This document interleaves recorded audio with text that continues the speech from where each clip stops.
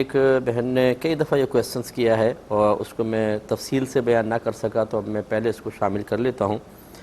انہوں نے اپنے اطراف کا ماحول یہ بتایا ہے کہ ہمارے ہاں ایسا ہوتا ہے کہ اگر کسی کے پاس سونا ہے 20 تولہ 30 تولہ 40 تولہ،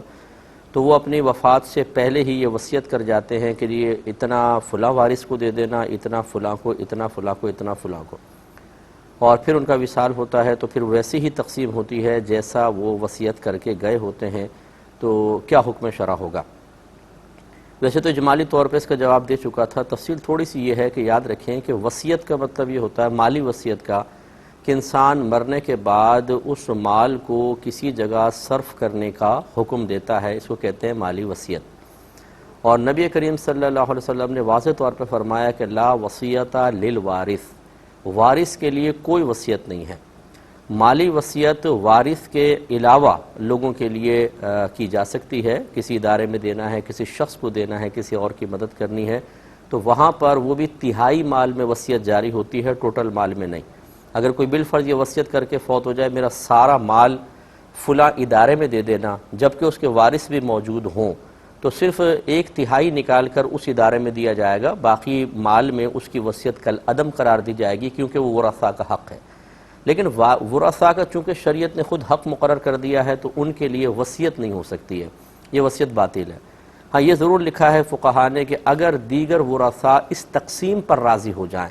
سارے کے سارے وارث کہ ٹھیک ہے جیسا انہوں نے بولا ہے ویسا ہی دے دیتے ہیں، تو پھر اس کی گنجائش نکل سکتی ہے۔ لیکن اگر ایک بھی وارث اس پر آبجیکشن کر دیتا ہے تو یاد رکھیں اس کو پھر ویسے ہی تقسیم کرنا ہوگا جیسا شریعت نے حکم ارشاد فرمایا ہے۔ لہٰذا اگر بالفرض ورثاء راضی نہیں ہیں اور والدہ ہیں مثال کے طور پہ، انہوں نے وصیت کر دی کہ جی 5 تولہ اس کو، 2 تولہ اس کو، 3 تولہ اس کو، اور عموماً اس میں بچوں کی مالی حیثیت کا اندازہ کر کے ذرا دے دیتے ہیں کہ جو ذرا غریب ہے اس کو زیادہ سونا دے دیا، جو اچھا خوشحال ہے اس کو کم دے دیا۔ لیکن شریعت غریبی اور خوشحالی کو نہیں دیکھتی ہے، شریعت نے شخصیات کے اعتبار سے حصے مقرر کیے ہیں۔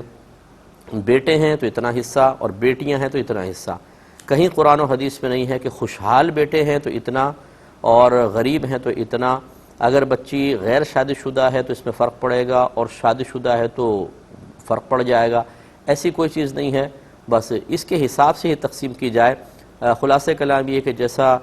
بہن نے ارشاد فرمایا، یہ جو طریقہ آپ کے ہاں رائج ہے بالکل خلاف شرع ہے، اور جتنے لوگ اس طرح وصیت کر کے دنیا سے رخصت ہو چکے اور خلاف شرع تقسیم ہوئی، خصوصاً اس صورت میں جب کہ ورثاء اس پر راضی بھی نہ ہوں، تو ان کو قبر کے اندر سخت وبال کا سامنا ہوگا اور میدان محشر میں بھی ان کو پریشانی ہوگی۔ اس لیے یہ میرا ایک مشورہ ہے کہ اگر فرض کر لیں کوئی مورث جو ہے فوت ہونے والا اپنے ترکے کی غلط وصیت کر کے جائے اور یا غلط تقسیم کر کے چلا جائے، تو زندہ ورثاء کو چاہیے کہ اس کے بعد شریعت کے مطابق فتویٰ پہلے طلب کر لیں اور اس کے مطابق ہی تقسیم کریں، تاکہ وہ بڑا جو بیچارہ اپنی کم علمی کی بنا پر اپنے مال پر اپنا پورا حق سمجھ کر اسے غلط طریقے سے تقسیم کر گیا، وہ قبر میں کسی عذاب یا وبال میں مبتلا نہ ہو۔ ایک کویسچن آفر یہ ہوا تھا کہ کسی نے پوچھا ہے کہ کوئی شخص یہ کہتا ہے کہ دوا جب کھائیں تو بسم اللہ الرحمن الرحیم پڑھ کر نہ کھائیں ورنہ بیماری بڑھ جائے گی، کیا حکم شرع ہوگا؟ دیکھیں اس قسم کے ریڈی میڈ اور جاہل مفتیان کرام ہمارے گھروں میں، ہمارے اطراف میں، ہمارے خاندانوں میں چیونٹیوں کی طرح بکھرے پڑے ہیں،